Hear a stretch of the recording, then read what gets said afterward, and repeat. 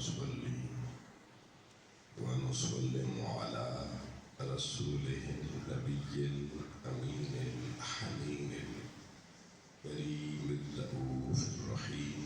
أما بعد، فأعوذ بالله من الشيطان الرجيم. بسم الله الرحمن الرحيم. والصلح خير. صدق الله مولانا العظيم. مولاي صل وسلم دائما أبدا على حبيبك خير الخلق كلهم.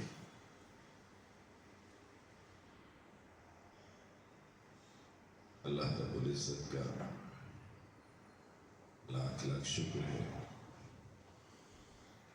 اس مالک کریم نے اپنی بارگاہ کی حاضری کی توفیق عطا فرمائی۔ بے بہادر و سلام حضور نبی آخر الزمان صلی اللہ علیہ وآلہ وسلم کی بارگاہ میں اور آپ کی جمیع آل پاک کی خدمت میں، جن کے توسل اور جن کے تصدق سے اللہ پاک نے نور ایمان ہم سب کو عطا فرمایا۔ احباب گرامی قدر، ہمارا سلسلہ گفتگو قیام امن کے حوالے سے قرآن و سنت کی تعلیمات کیا ہے، اس پر جاری ہے۔ ہم نے پچھلے جمعے کو جو آخری بات کی تھی،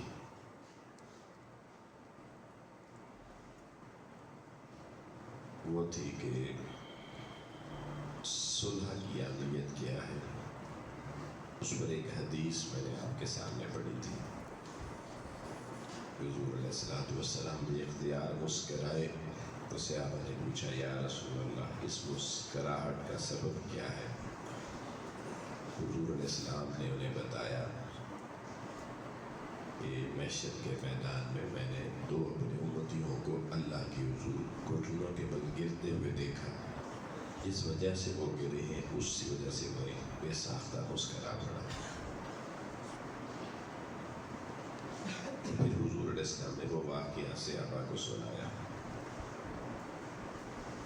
ایک آدمی دوسرے آدمی کا مقدمہ اللہ کی بارگاہ میں پیش کرے گا کہ یا اللہ، اس شخص نے میرے اوپر ظلم کیا، مجھے دنیا میں اس نے امن سے جینے نہیں دیا، تو میرا حق اس سے دلوا اور میرے ساتھ انصاف فرما۔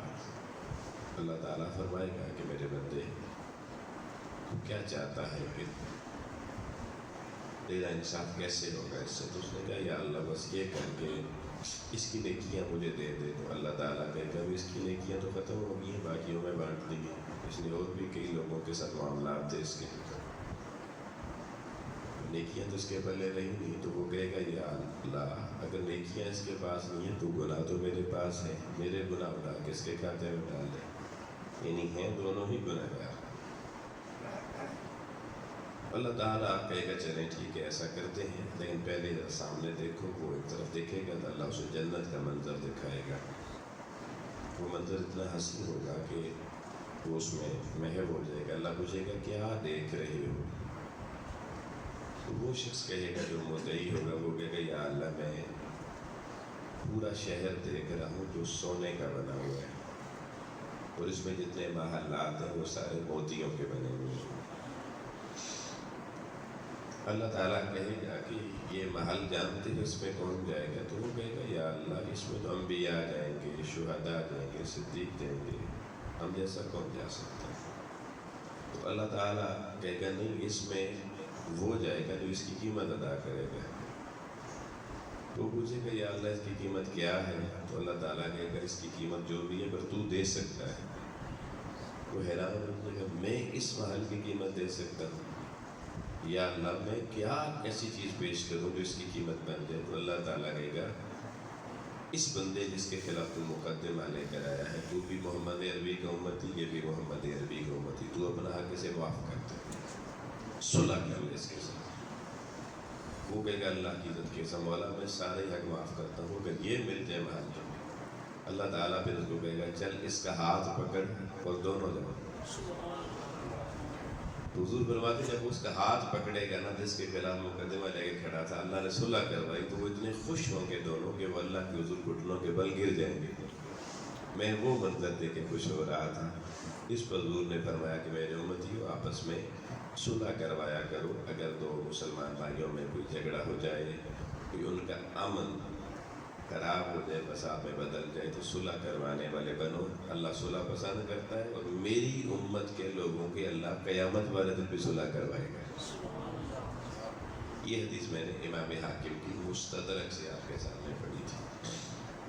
اسی کو ہم آگے کنٹینیو کرتے ہیں کہ دیکھیں ہمیشہ جھگڑا ایک ایسی چیز ہے جو انسان کو امن کی راہ سے ہٹا جاتا ہے.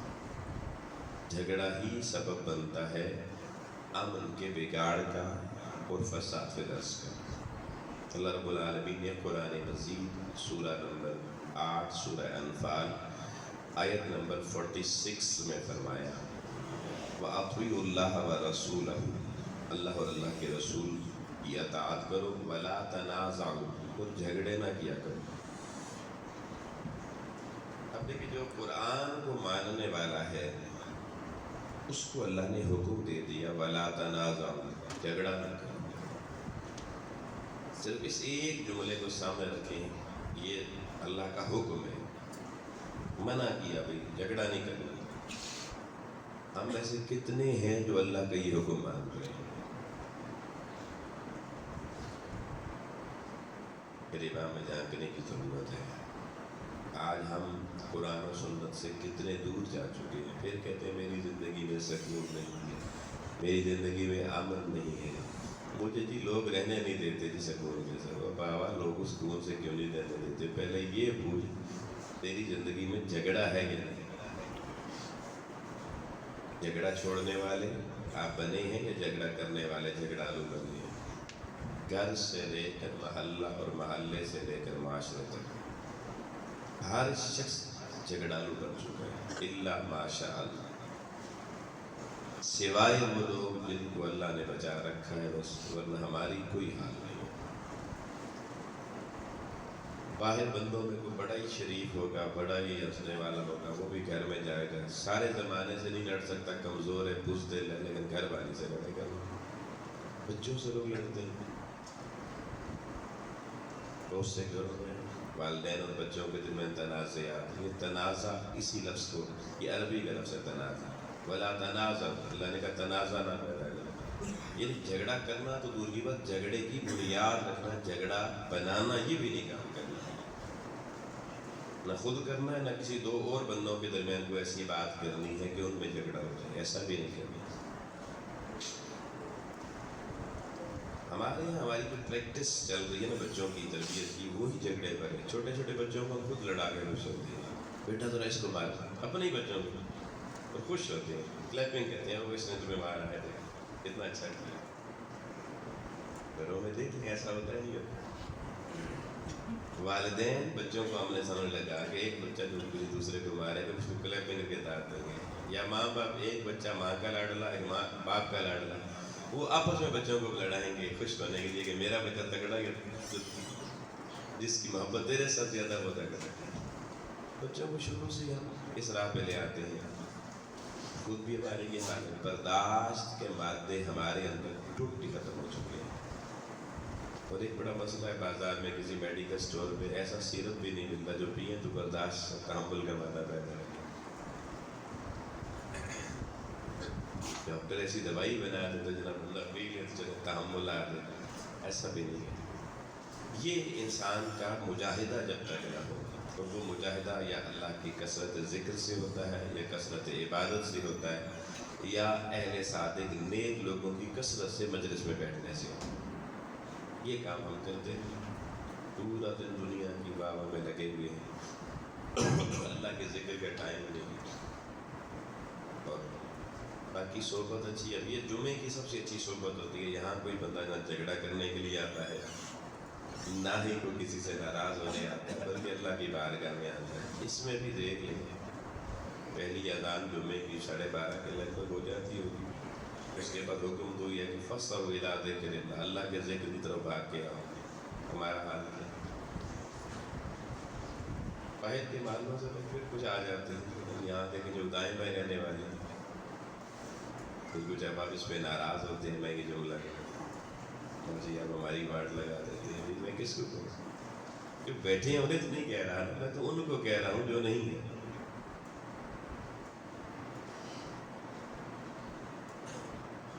اچھا، میں پچھلے ایک جمعے کو یہاں پہ بند سے سارے راستہ تھا، ادھر گلیوں سے ہو کے آیا تھا، ادھر پیچھے ایک مسجد ہے کسی اور مسلک کی، اس میں شاید جمعہ 1 بجے ہوتا ہے یا 1:15 بجے ہوتا ہے، ادھر پیچھے گلی ہے، تو یہی محلہ لوگ اتنی تیزی سے وہاں جا رہے تھے جیسے کہ کوئی بریانی تقسیم ہو رہی ہے اور یہ نہ پہنچے تو رہتے ہیں۔ اس کا مطلب ہے لوگ ہوتے ادھر ہی ہیں، وہ وہاں جمعہ جلدی ہوتا ہے، جلدی، اور یہ پتہ جلدی کا انجام کیا ہوتا ہے؟ لوگوں کو یہ نہیں پتہ، لوگ کہتے ہیں جلدی والا کام کرنا ہے۔ یہی قرآن مجید میرے سامنے پڑا ہے، جائیے میں آپ کو دعوت فکر دے رہا ہوں گھر میں۔ وہ جو جلدی والے ہونے بھی یہ پیغام دیجیے، اس قرآن مجید کی سورہ نمبر 17 ہے، سورہ بنی اسرائیل، آیت نمبر 18 پڑھیے۔ من کان یرید العاجلۃ عجلنا لہ فیہا، جو لوگ دنیا میں عجلت پسندی کرتے ہیں، جلدی والا کام کرتے ہیں، اللہ تعالیٰ کہتا ہے وہ جس چیز کی جلدی کرتے ہیں ہم وہ چیز انہیں دے دیتے ہیں جلدی میں، ثم جعلناہ جہنم، پھر ان کے لیے جہنم بنا دیتے ہیں۔ ثم جعلنا لہ جہنم، یہ قرآن کے لفظ ہے، جس چیز میں بھی عجلت کی ہے اس کا انجام اللہ نے بتایا جہنم۔ اللہ کو اپنی بندگی میں تو ٹھہرا اور سکون چاہیے، بندہ میری چوکھٹ پہ آ کے بیٹھے تھوڑی دیر، مہمان کہیں کسی ولیمے میں جائیں وہ بھی کھانا جلدی نہیں دیتے، کہتے گھنٹہ کے بیٹھو نا جی، آئے ہمارے مہمان بن کے، اتنی جلدی نہیں، وہاں بیٹھے رہیں گے۔ لیکن اللہ کے گھر میں بیٹھنا اس لیے سب سے مشکل ہے، شیطان بیٹھنے دو کہ تو میرا یار ہے، 2 سے کدھر جا رہا ہے یار، چل آ ہی گیا، چل جلدی لے کر آپ آئے تو میرے چلے۔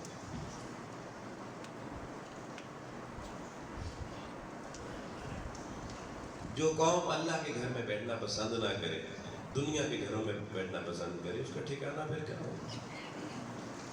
جنت میں جانے والے تو طرح کے بیٹھ کے ٹوٹنے کا دل نہ کرے ایسے، ہر بندہ کہ آپ پہلے جائیں میں آخر میں جاؤں۔ اللہ کے گھر سے زیادہ بہترین کون سی جگہ ہے؟ اس وقت اس روئے زمین پر ان گھروں سے بہتر بھی کوئی جگہ نہیں۔ اللہ نے فرمایا کہ جو جلدی کرے گا اس کا ٹھکانہ جہنم ہے، اور پھر یہ بھی فرمایا کہ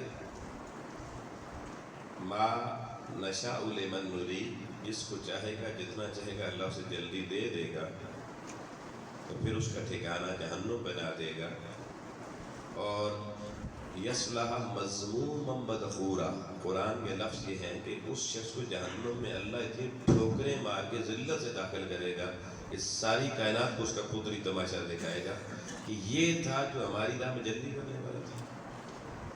اتنی شدید طرح کی اللہ نے اس میں غیظ و غضب کا اظہار کیا ہے۔ اور پھر اگلی آیت نمبر 19 میں فرمایا من اراد الآخرۃ وسعی لہا سعیہا وہو مومن۔ اب مومن کی تعریف کی، اب مومن کی کیا تعریف ہے، یہاں ڈیفینیشن اس آیت میں دیکھیے، فرمایا جس نے ارادہ آخرت کا کیا پھر ہمارے پاس آیا اور پھر آ کے ایسا بیٹھا کہ اس نے ساری محنت، ریاضت، مجاہدہ، مشقت آخرت کے لیے کیا، وسعی لہا سعیہا، اس آخرت کو پانے کے لیے، ہم سے آخرت کا اچھا سودا لینے کے لیے پھر طلبگار بن کے بیٹھا رہا۔ جو طلبگار بن کے بیٹھ جاتا ہے کہ بھیک مولا ڈالے گا پھر دوں گا، وَهُوَ مُؤْمِن، فرمایا یہی شخص مومن ہے، اور اجرت والا نہیں۔ اللہ نے تو اجرت والے کو مومن ہی نہیں کہا۔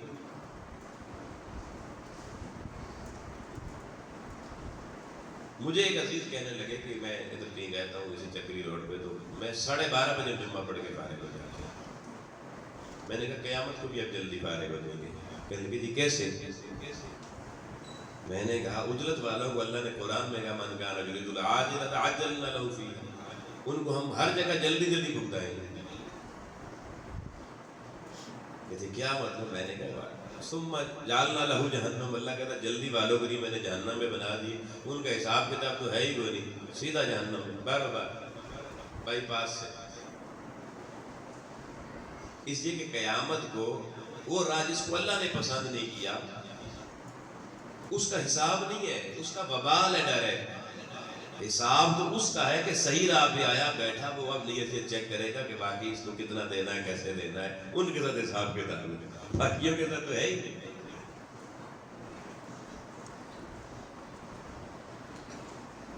بھائی وہ جو پل سرات میں سے گزرے گا اس کو ٹائم لگے گا، اتنا بڑا پل ہے، 500 سال کی راہ ہے، پھر آگے پھر 500 سال کی مسافت پہ جنت ہے، بڑی مشکل ہے۔ اور جو سیدھا چڑھا سیدھا منزل پہ پہنچ گیا، جلدی جلدی، اس کا تو مسئلہ حل ہو گیا نا، پھر منزل پہ پہنچ گیا ٹھکانے چلانا۔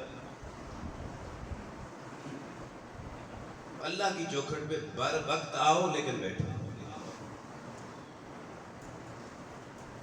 اس شعار کو اپنی نسلوں کو پیغام کو بنا دیا۔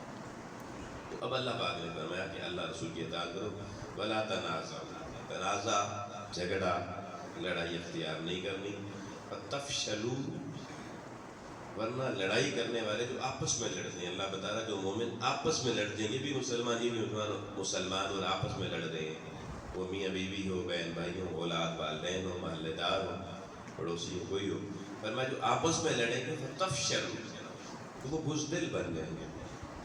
قرآن کہہ رہا ہے مومن کی بزدلی کی وجہ آپس کا لڑائی جھگڑا ہے۔ جب مسلمان آپس میں لڑتے ہیں تو ان کے اندر بزدلی پیدا ہو جاتی ہے۔ اب کوئی کہے میرے اندر نہیں ہے تو وہ جھوٹا ہے، کیونکہ اللہ کا قرآن سچا ہے۔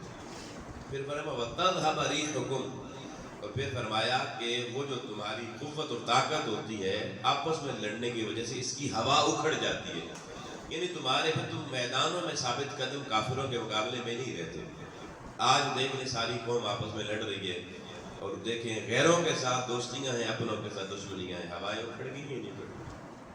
کہاں قدم جمانے تھے کافر کے مقابلے میں، عالم اسلام کے مقابل آنے والے سامراج کے مقابلے میں، وہاں ہم شکریہ ادا کر رہے ہیں، ان کے ساتھ تصویریں بنا رہے ہیں، اس سے خوش ہو رہے ہیں، اپنوں کو ذبح کر رہے ہیں۔ وہ جو ہم نے بندوقیں ان پہ چلانی تھی وہ اپنوں پہ چلا رہے ہیں نا، ہوا اکھڑی ہے نہیں اکھڑی، سمجھ آ رہی نہیں آ رہی؟ وَتَفْشَلُوا وَتَذْهَبُ رِيحُكُمْ، اللہ تعالیٰ کہتا ہے وَتَذْهَبَ رِيحُكُمْ، تمہاری ہوا اکھڑ جائے گی۔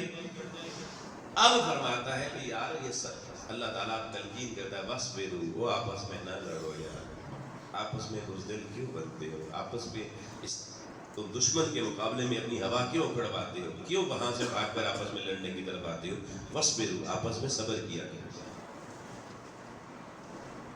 آپس میں کوئی مسئلہ، کوئی بات کسی کی اچھی نہیں لگی، کوئی کسی کے منہ سے ایسا لفظ نکل گیا جو آپ نے سمجھا میری توہین ہو گئی، تو اللہ فرما رہا ہے یار میں اپنے بندے کو، اللہ ریکویسٹ فارورڈ کر رہا ہے، کیا وہ کہہ رہا ہے یار میں رب ہو کے تمہیں گزارش کرتا ہوں، چل میری مان لے، تو صبر کر لے، کوئی بات نہیں، ان اللہ مع الصابرین، تو صبر کرے گا تجھے وہ بندہ اپنے ساتھ نہیں بٹھاتا، وہ تجھے پسند نہیں کرتا، میں تمہیں پسند کر کے اپنے ساتھ بٹھا لیتا ہوں۔ کتنے خوبصورت انداز میں نے بتایا، جھگڑا چھوڑنے پر، امن پسندی پر۔ وہ کہتا وہ چلے تجھے برا کہہ رہا، تجھے اچھا نہیں لگتا، تو اس کے ساتھ نہیں بیٹھ سکتا، کوئی بات نہیں، وَاصْبِرُوا، صبر کر، ان اللہ مع الصابرین، اس کے ساتھ بیٹھنا اچھا نہیں لگتا، میرے ساتھ بیٹھ جا، میں تو انکار نہیں کر رہا، میں رب ہو کے تمہیں اپنی صحبت اور سنگت عطا فرماؤں۔ آپ دیکھیے اللہ تعالیٰ جھگڑے کو کتنا ناپسند کرتا ہے، اور امن کا کتنا اللہ پاک چاہتا ہے کہ میرے بندے امن سے رہیں۔ اس نے دیکھیں ہمیں اس خوبصورت انداز میں ترغیب بھی دی، تربیت بھی دی، حکم بھی دیا تاکہ میرے بندے امن کا قیام عمل میں لائیں اور جھگڑے اور تنازع کی راہ سے باہر آ جائیں۔ اپنا مزاج بدلو یار۔ آج ہمارا مزاج ہی جھگڑا میں بن گیا۔ کئی لوگ تو دوسرے سے کی عورتیں، دوسروں سے کی مرد، دوسروں سے بات ہی نہیں کرتے، کہتے اس سے بات کریں گے تو جھگڑا ہو سیدھا۔ یعنی کچھ لوگوں کو تعارف ہی یہ بن گیا کہ یہ جھگڑا لو بندے، اس کی کوئی بندہ بات ہوتی گالی نہ کرو، اس کی بات ہی نہ کرے، نہ یہ ہے فتنہ باز۔ کچھ لوگوں کو فتنہ باز کا ٹائٹل دیا جاتا ہے، یعنی لوگ ان کی بات کرنا سننا ہی کر رہا، گوارا نہیں کرتے، اتنا تعارف ان کا خراب ہو چکا ہے۔ اور وہ اپنے آپ کو جناب بازو پھیلا کے چلتا. اللہ کے بندے ذرا 4 بندوں میں دیکھ اصل معاملہ کیا. اوپر سے کوئی تیری عزت کر رہا ہے تیرے ڈر کی وجہ سے، تیرے خوف کی وجہ سے، تیرے جھگڑے سے بچنے کے لیے، تو اس کا یہ معنی نہیں کہ وہ تیری عزت کر رہا ہے. بناوٹی جو چہرے پہ مسکراہٹ وہ بھی سمجھ میں آ جاتی ہے اور حقیقی بھی سمجھ میں آ جاتی ہے. بناوٹی بندہ ملے گا سلام ٹھیک ٹھاک ہو جی اور ادھر نکل جائے گا، اور حقیقی یہ ہوگا تو وہ سلام کا کر کے ہاتھ پکڑ لے گا، کہے گا آئے نا جی میرے ساتھ چلے تھوڑے بیٹھتے کوئی چائے بھی نہیں. یہ اس کا دل کرتا ہے نا آپ کی معیت و صحبت اور جو کہتے ہیں السلام علیکم ٹھیک ہے جی خیریت بس ٹھیک ہے ہو گیا. سمجھ لیں کہ وہ شخص آپ کو پسند نہیں کر رہا، آپ کے ساتھ بیٹھنا نہیں چاہتا. کبھی کبھی اس انداز میں بھی چیزیں سوچا کریں. پھر آپ دیکھیں اللہ تعالیٰ نے یہ قرآن مجید میں یہ مضمون اتنی کثرت سے ہے کہ اس پہ پورا سال کی خطابات کیے جائیں تو یہ مضمون نہیں ختم ہو سکتا قرآن پاک کا. میں صرف ایک سورت سے 2 آیتیں آپ کو عطیہ کرتا ہوں، اور یہ سورہ نمبر 49 ہے قرآن مجید کی، سورہ حجرات. اس کی آیت نمبر 9 اور 10 آپ دیکھیں کہ اللہ تعالیٰ نے اس صلح کے مضمون کو آیت نمبر 9 سے بیان کرنا شروع کیا. فرمایا وَإِن طَائِفَتَانِ مِنَ الْمُؤْمِنِينَ اقْتَتَلُوا، اگر مسلمانوں کے اہل ایمان کی 2 جماعتیں، 2 گروہ، 2 خاندان، 2 گھرانے آپس میں لڑ پڑے، 2 سیاسی جماعتیں، مذہبی جماعتیں، کوئی 2 عسکری اور سیاسی ادارے یا 2 مذہبی اور عسکری ادارے آپس میں لڑ پڑے. 2 طائفتان 2 گروہوں کو کہتے ہیں. تو قرآن مجید فارمولہ دے رہا ہے اگر وہ آپس میں لڑ پڑے اور خانہ جنگی کی طرف چلے جائیں فَأَصْلِحُوا بَيْنَهُمَا، اے میرے محبوب آپ خود بھی اور اپنے امتیوں کو بتا دیں تمہارا کام پہ تماشا نہیں دیکھنا، کسی ایک کے ہمدردی میں آگے نہیں بڑھ جانا، بلکہ پہلے کوشش کرو دونوں میں صلح کرو.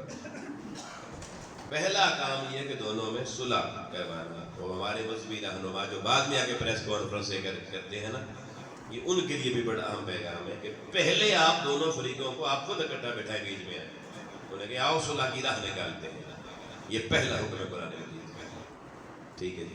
پھر فرمایا وَإِن بَغَتْ إِحْدَاهُمَا عَلَى الْأُخْرَى، اگر ان میں سے ایک تو بیٹھنے کے لیے تیار ہو، صلح صفائی کے لیے تیار ہو، مذاکرات کے لیے تیار ہو، کسی سلوشن کے لیے تیار ہو، وہ دوسرا کہے میں نے نہیں کرنی چاہتا، دوسرا باغی بن جائے. فَإِن بَغَتْ، آپ صلح کے لیے میدان میں آئے، آپ نے دونوں کو کہا آؤ میں تمہاری صلح کرواتا ہوں.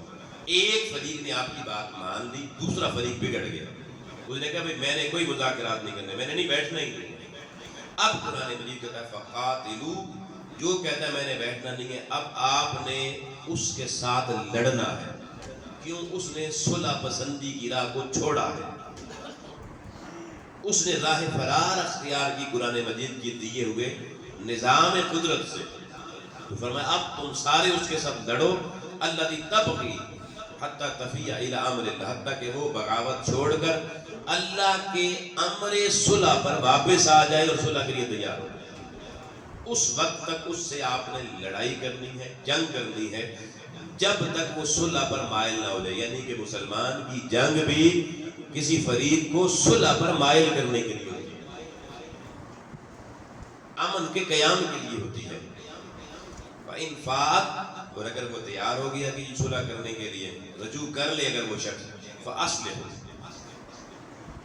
تو آپ نے پھر یہ نہیں کہ اگر وہ مان گیا کہ میں صلح کے لیے تیار ہوں پھر بھی آپ کہیں نہیں اب تو ہم ڈنڈا چلائیں گے. کچھ ساڑھی گل پہلے منی تھی نہیں منی تھی، ہم تیار ہو جائے نا. قرآن مجید ہے فَإِن فَاءَ، اگر وہ رجوع کے لیے تیار ہو جائے فَأَصْلِحُوا بَيْنَهُمَا بِالْعَدْلِ، تو آپ نے ان دونوں کے درمیان پھر پورے انصاف کے ساتھ صلح کروانی ہے. اب یہ نہیں سوچنا اس نے پہلے میری بات نہیں مانی،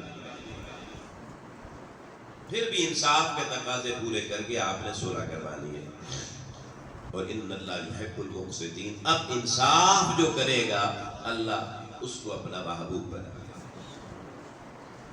دیکھیں پوری آیت کا سارا مضمون صلح سے. اگر کوئی نہیں آتا، دیکھیں نا کوئی جرگہ اگر کسی فیصلے میں جاتا ہے صلح کروانے کے لیے اور ایک فریق نہیں مانتا تو جرگے کو یہ حکم قرآن کی نہیں تو اٹھ کے اپنے گھر چلے جاؤ. نہیں، جو فریق تیار ہے صلح کے لیے اس کے ساتھ مل جاؤ، اور دوسرے فریق کے ساتھ اب آپ لڑائی ہو جائے گا، آ جاؤ پھر میدان میں. صلح نہیں کرتے تمہاری ایسی کی تیسی، پھر اللہ کی مدد تمہارے ساتھ ہوگی، تم اس کو پھر ڈاؤن فال کرو. اس وقت تک کہ وہ مجبور ہو جائے صلح کے لیے، اور جب وہ صلح کے ٹیبل پہ بیٹھنے کے لیے تیار ہو جاؤ، اب انصاف سے کام لینا، ڈنڈے سے کام نہیں لینا۔ دیکھیں معاشرے میں امن کا قیام کیسے ممکن ہوگا، اس کا پورا طریقہ بتائیں گا، اور میں اگلے انشاءاللہ جمعے کے لیکچر میں آپ کو حضور علیہ السلام کی سیرت سے اس طرح صلح کے سارے طریقے بتاؤں گا پریکٹیکلی، کہ حضور علیہ السلام نے مدینہ طیبہ میں جا کے اس صلح کی بنیاد کیسے رکھی اور کیسے فیصلے کیے، یہ تو میں قرآن مجید سے بھی آپ کے سامنے رکھ رہا ہوں۔ پھر دیکھیے یہ آیت مکمل ہوگی، پھر اللہ نے پلٹ دیا انما المؤمنون اخوہ۔ اب کلمہ حصر ہے انما، جس کا معنی ہوتا ہے فقط، صرف اور صرف، یہ حصار میں مضمون کو لیتا ہے جملہ کہ اس سے باہر ہٹ کے کوئی دوسری بات نہیں ہے۔ فرمایا اللہ نے کلمہ حصر لگا کے کہا مومن صرف وہی ہے اخوتن جو دوسرے مسلمان کو اپنا بھائی سمجھے، اور جو دوسرے کلمہ پڑھنے والے کو اپنا بھائی سمجھے اس پہ گولی چلائے گا؟ بتائیں، جو بندہ دوسرے مسلمان کو اپنا بھائی سمجھے اس پہ گولی چلائے گا؟ چپ ہے، پتہ نہیں آپ کی رائے شاید مختلف ہے، ہو سکتا مختلف رائے پر، میں تو قرآن کی بات کرتا ہوں۔ قرآن مجید کہتا ہے انما المؤمنون، ہر ایمان والا، ہر مومن، ہر کلمہ پڑھنے والا دوسرے مومن کا بھائی ہے۔ فاصلحوا بین اخویکم، اور تم نے بھائی چارے کا حق کیسے ادا کرنا ہے کہ بھائیوں میں لڑائیاں نہیں ڈلوانی، ان میں صلح کروانی، ان میں صلح کروانی ہے۔ واتقوا اللہ، اور یہی اللہ کا تقوی ہے، صلح کروانا ہی اللہ کا، اور لڑائی ڈالنا یہ تقوی سے راہ فرار اختیار کرنا ہے۔ فرمایا اللہ کا ڈر، اللہ کا تقوی اختیار کرو، لعلکم ترحمون، اللہ چاہتا ہے تمہارے اوپر رحم کرے۔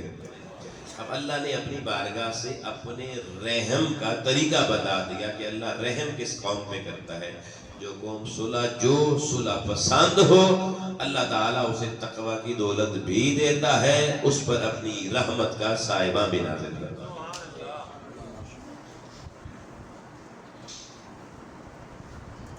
تو صلح کی طرف آئی، صلح پسندی اختیار کیجیے۔ گھر میں جب آپ کے دل میں صلح سمجھوتا تو امن قائم ہو جاتا ہے، جھگڑا ہو گھر میں فساد برپا ہو جاتا ہے، یہی حال محلے کا، یہی حال ریاست کا۔ سمجھوتا کرنا، صلح کرنا یہ مومن کی شان ہوتی ہے۔ اس پر قرآن مجید نے پھر سورہ نمبر 4 سورۃ النساء میں اگر آپ آئیں تو ایک بڑا طویل مضمون ہے، میں اس کو اختصار سے ایک دو باتیں اس میں سے آپ کے سامنے رکھتا ہوں۔ یہ قرآن مجید کی سورہ نساء کی آیت نمبر 114 ہے۔ یہاں اللہ نے بڑے تفصیل سے اس مضمون کو بیان کیا ہے۔ فرمایا لا خیر فی کثیر من نجواہم الا من امر بصدقۃ او معروف او اصلاح بین الناس ومن یفعل ذلک ابتغاء مرضات اللہ فسوف نؤتیہ اجرا عظیما۔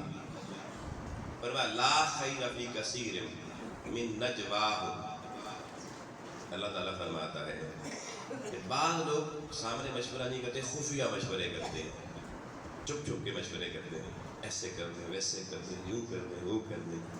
اللہ تعالیٰ فرماتا ہے جیسے کثیر لوگ وہ ہوتے ہیں جن کے مشورے ٹھیک نہیں ہوتے، یہ جھگڑا ڈالنے والے لوگ ہوتے ہیں، چھپ چھپ کے رہتے ہیں، ادھر کچھ کی بات ادھر کچھ کی، لگائی بجائی والے۔ فرمایا لا خیر، یہ خیر پر نہیں ہے، من فی کثیر، ان میں سے کثیر لوگ خیر پر نہیں ہوتے، من نجواہم، جو چھپ چھپا کے ان کے بارے میں مشاورت کرتے ہیں، الا، سوائے اس کے۔ اب یہ بھی چھپ کے مشورہ کرنے والوں میں، یہ مشورہ دینے والوں میں ہے، مگر کون؟ جس کو اللہ نے قبول کیا، ایکسیپٹ کیا ہے۔ پر من امر بالصدقہ، جو انہیں کہتا ہے یار اگر آپ کچھ چاہتے ہیں کہ خیر کا، بھلائی کا، کوئی صلح کا پہلو نکلے تو پہلے آؤ اللہ کی راہ میں تھوڑا صدقہ دو، پتہ چلے تمہاری نیت ٹھیک ہے۔ اب یہاں دیکھیں اللہ کی راہ سے صلح مانگنے کے لیے کہ صلح میں اللہ کی مدد شامل ہو، اللہ کا امر شامل ہو، اللہ کی نصرت شامل ہو، تو پہلے اللہ کی بارگاہ میں تھوڑا صدقہ کریں، خیرات کریں۔ آپ دیکھیں صلح کے لیے دین کس طرح کی تعلیمات دے رہا ہے۔ صلح کے لیے صدقے کی بات جو کرے گا اللہ کہتا ہے وہ بندہ خیر پر ہے، باقی کوئی خیر پر نہیں۔ او معروف، یا وہ یہ کہے کہ یار کوئی بھلائی کی بات کرے، یار کوئی خیر کا کام کرو، کوئی اچھا کام کرو، یہ تم مشورے کر کے کیا کر رہے ہیں؟ اللہ کہتا ہے ان خفیہ مشوروں میں کوئی اگر بات صدقے کی کر دے یا بھلائی کی کر دے، او اصلاح بین الناس، یا کہ یار یہ کیسے مشورے کرے ہو، کرنا تو آؤ بیٹھو مل کے لوگوں میں صلح کرواتے ہیں۔ اصلاح بین الناس، اصلاح بین الناس، لوگوں میں صلح کروانے کی بات کرے۔ اللہ کہتا ہے سن لو، سارے مشورے کرنے والوں میں خیر پر صرف وہ بندہ ہے جو لوگوں کو صدقے کی، بھلائی کی اور دو بندوں میں صلح کروانے کی بات کرے۔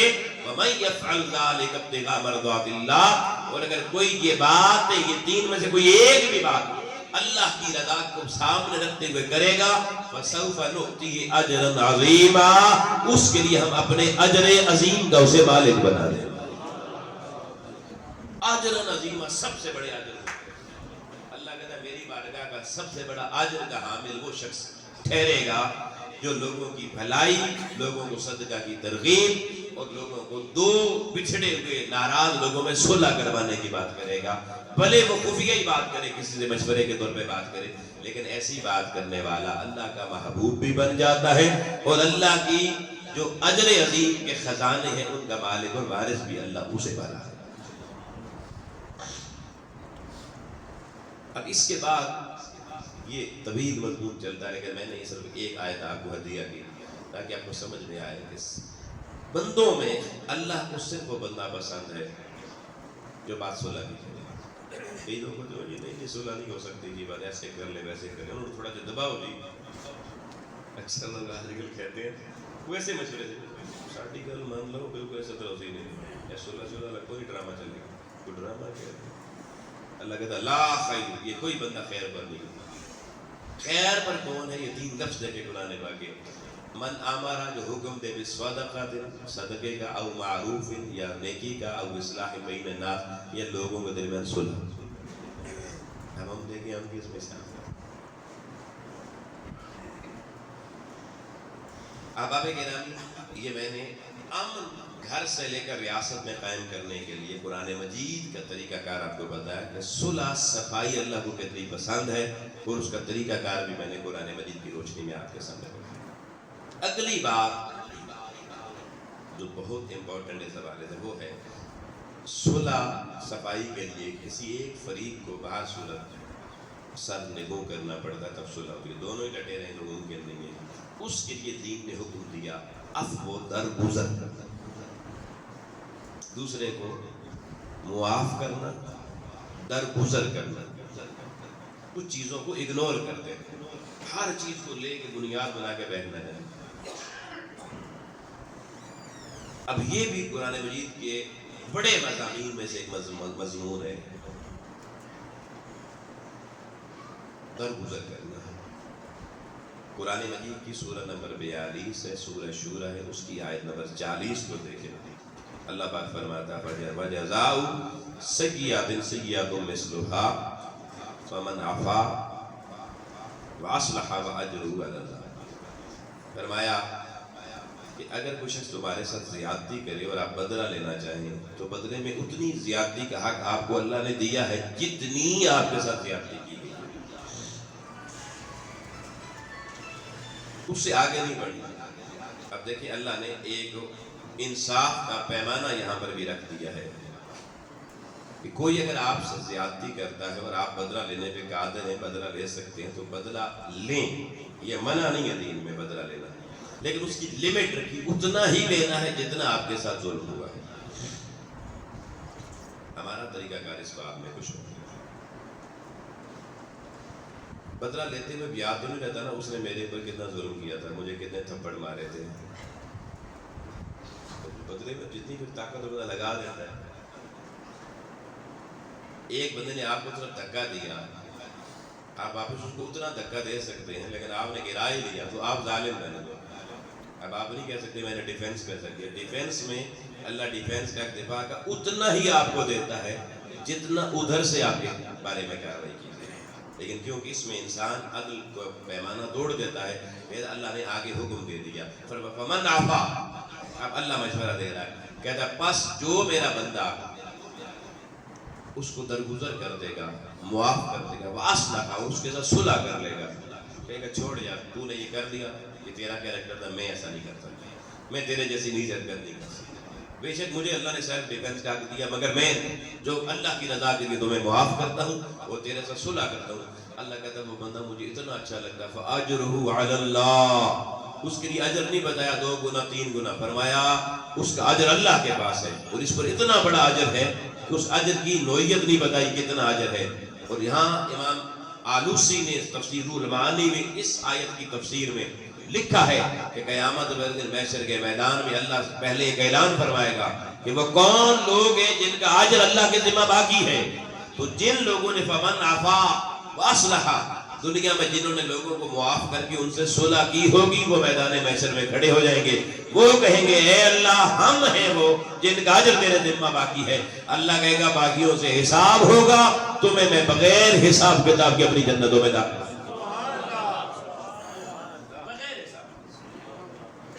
کیوں؟ بندے نے صلح کی، بندے نے معاف کیا تھا، درگزر کیا تھا بندے کو۔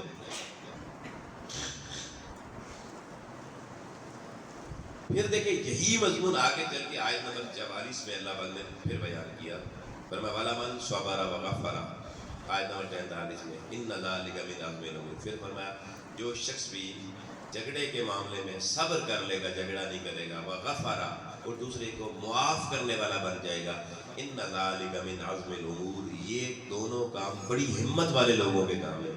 اللہ کے نزدیک ہمت والے بڑے لوگ وہ ہیں جو صبر بھی کرتے ہیں اور دوسروں کو معاف بھی کرتے ہیں۔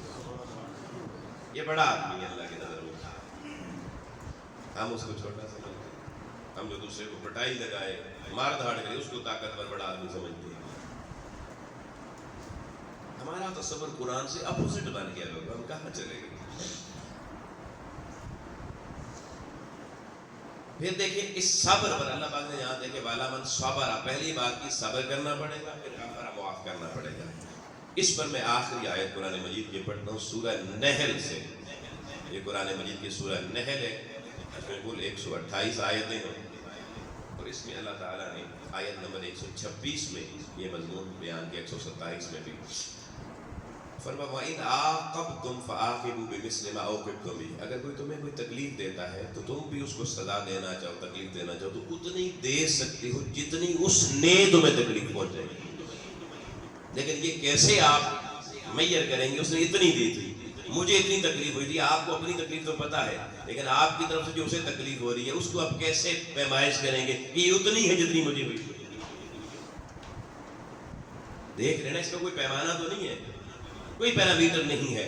اللہ نے کہا اتنی لے سکتے ہیں، یہ اجازت ہے، لیکن یہ پھر قانون کے دائرے میں ہو تو زیادہ اچھا ہوتا ہے، خود نہیں۔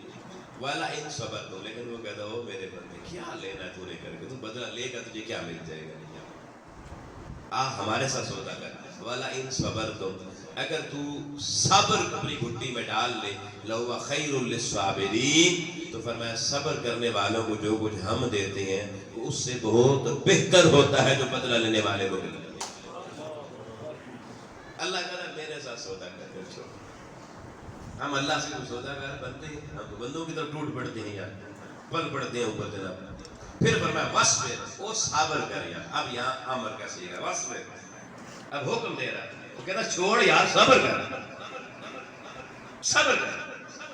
ہمارے ابھی کچھ بڑے بزرگ اچھے ہوتے ہیں، وہ اپنے بچوں کو کوئی گلاٹ پڑے تو وہ اپنوں کو ڈانٹے، یار صبر کر رہے، بڑا ہوگا کیا ہو گیا، یار چپ کر، بس کر یار۔ یہ جو انداز ہے یہ قدرت کا انداز ہے، بس اللہ کہتا ہے بندے بس کر رہا ہے یار، کیوں لڑائی کی طرف بار بار جاتا ہے؟ چھوڑ، امن سے رہنے دے، خود بھی رہے، دوسروں کو بھی رہنے دے۔ وَمَا صَبْرُكَ إِلَّا بِاللَّهِ، فرمایا صبر کر، صبر کرنے والا کسی اور کا ساتھی نہیں ہوتا، وہ اللہ کا ساتھی ہوتا ہے۔ الا باللہ، کوئی اور صبر والے کا ساتھی نہیں ہوتا، صرف اللہ ہی ہوتا ہے۔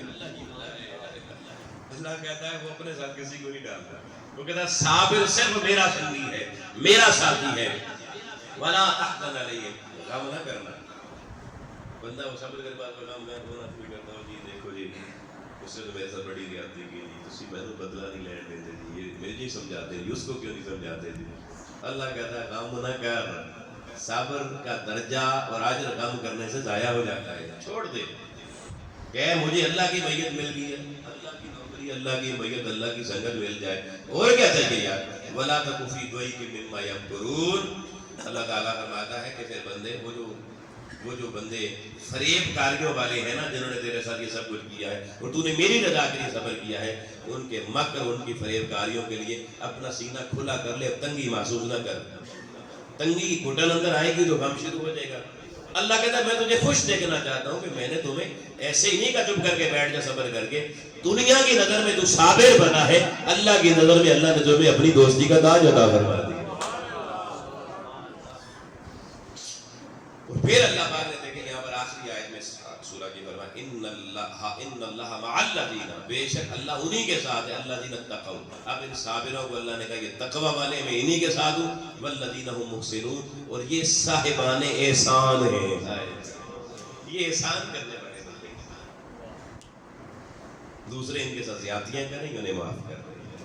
یہ سارا مضمون دیکھیں، اس کو آپ غور سے سوچیں تو اللہ نے کس مقصد کے لیے بیان کیا کہ ترتیب امن قائم، فساد کا دروازہ بند. اب اگلے جمعے کو مضمون کو یہاں سے شروع کریں گے کہ سیلف ڈیفینس شریعت کو کیا کہتی ہے، اگر وہ کرنا ہو تو کیسے کرنا ہوتا ہے. دفاع، غیروں کے مقابلے میں اپنا دفاع، دوسری اقوام کے مقابلے میں اپنا دفاع، اس دفاع کا طریقہ کیا ہوتا ہے. قرآن و سنت اس حوالے سے ہمیں کیا سیرت نبوی کی روشنی میں تعلیمات دیتے ہیں. وہاں سے گفتگو شروع کریں گے. اللہ کی بارگاہ میں دعا ہے مالک و مولا ہم سب کو قرآن مجید کے دیے ہوئے یہ ضابطے امن کے قیام کی عملاً اپنی زندگی میں اپنانے اور دوسروں کو کہنے کو انوے کرنے کی توفیق عطا فرمائے. وآخر دعوانا